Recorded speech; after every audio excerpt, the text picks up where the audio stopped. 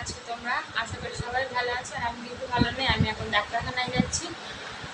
Gynae specialist ডাক্তারখানায় কেন বলো তো, আমি তোমাদেরকে কদিন আগেই বলেছিলাম ভিডিও দিতে পারছি না, আমার পেটের যন্ত্রণা অসহ্য যন্ত্রণা করছে, আমি না সহ্য করতে পারছি না, এত যন্ত্রণা করছে। সকাল সকাল উঠে অনেকটা কাজ করে নিয়েছি, ঘর বাড়ি সব পরিষ্কার ফ্রেশ করে নিয়েছি, আর বর্মশাই বাড়ি এসেছে বলে পুজোটা দিয়ে নিয়েছি, এটুকু অনেক উপকার করেছে। তো এখন আমি বসে দাঁড়িয়ে যাচ্ছি ডাক্তার দেখাতে। তোমরা একটু একটু করে শেয়ার করো, তোমাদের সঙ্গে যতটা পারবো একটু একটু করে শেয়ার করবো। তোমরা কিন্তু সঙ্গে থাকবে, আর ওই কোনটার ভিডিওটা যদি ভালো খাও, তাই তো খাও খাও না ওইটা কেন কি বলতে যাবো আমি। এই দেখো আমাদের এখানে ক্যাফেটা, ক্যাফের এখানে হেবি সুন্দর একটা ক্যাফে আছে, বৃষ্টিও হচ্ছে। আমরা এখন বৃষ্টি মাথায় বেরিয়েছি, ডাক্তারখানায় যাবো। অনেকক্ষণ দাঁড়িয়েছিলাম রাস্তার মধ্যে, তারপরে এই এখনই বেরিয়ে পড়লাম, এক্ষুনি বেরিয়ে পড়েছি। এই দেখো আমাদের এখানে রাম মন্দির,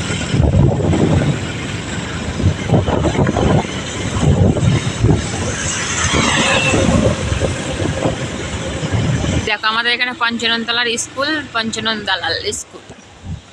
এটা আমাদের কলেজে যাওয়ার রাস্তা কলেজে যাওয়ার মধ্যে প্রচুর রাস্তার জাম, নেমে নেমে আসতে হচ্ছে।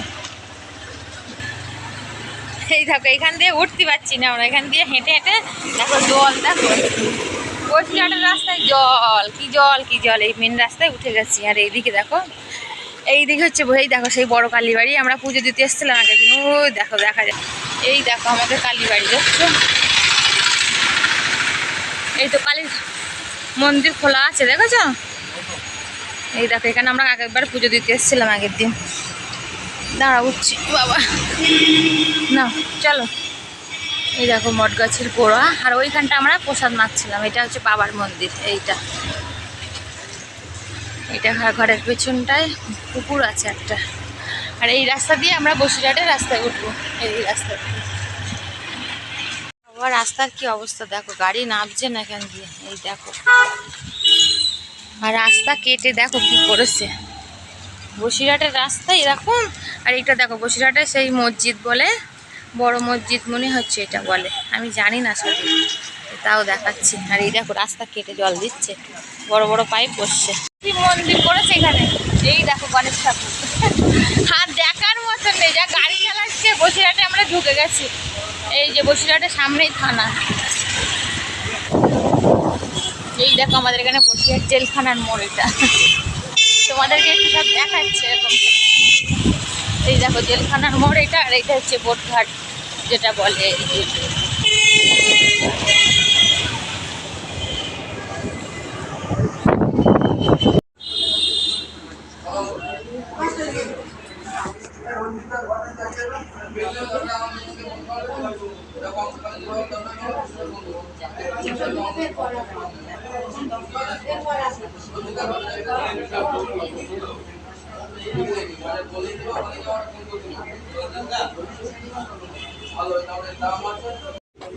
ও কাকার কাছে কুমড়ো 20 টাকার নিচে আর কুমড়ো নেই দেখছি, শসা 20 টাকা করে বলছে। নাও নাও না, 1 কিলো নাও।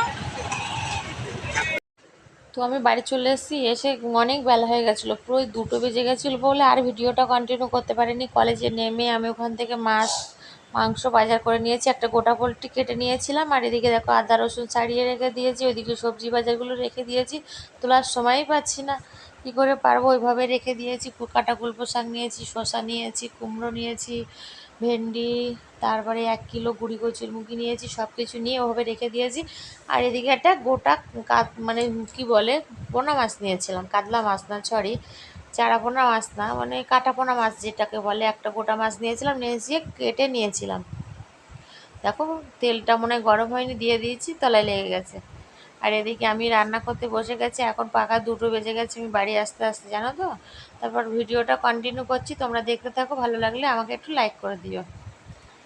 এদিকে দেখো ভাত তরকারি খাওয়া দাওয়া কমপ্লিট হয়ে যাওয়ার পথে ভাত জল দিচ্ছি, আমার ছেলেকে দিচ্ছি, বড়মশাইকে ভাত জল দিচ্ছি। গুঁড়ি কচুরমুখী দিয়ে মাছ রান্না করেছিলাম, কাটাপোনার মাছ, আর চিকেনটা করেছিলাম, চিকেনটাও অন্য সাইডে আছে।